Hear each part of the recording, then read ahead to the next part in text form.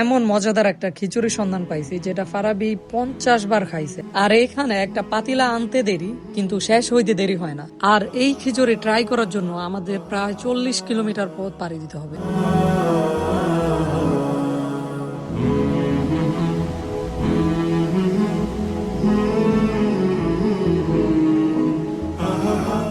Finally সে মোল্লার খিচুড়ির হোটেলের সামনে চলে আসছি, but Molla is lock, lost project.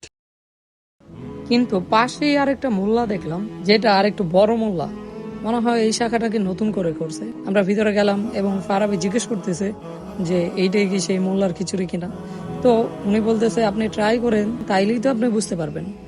এখানে আসলে উনি কি বুঝাইছে সেটা আমি বুঝতে পারছি। এখানে ছোটখাটো একটা স্ক্যাম হয়েছে। ফাইনালি সে কাঙ্ক্ষিত খিচুড়ি আসলো। মাংসের পরিমাণ যথেষ্ট ভালো ছিল, সাথে আনলিমিটেড সালাদ এবং আনলিমিটেড আচার।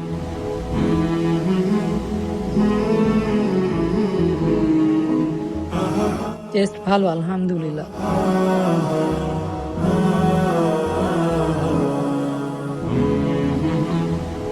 খাওয়া দাওয়া শেষ করে আমরা বের হয়ে জানতে পারি যে এটা আসলে 1 নাম্বার মোল্লা না, এটা হচ্ছে 2 নাম্বার মোল্লা, মানে এটা অন্য আরেক মোল্লার খিচুড়ি।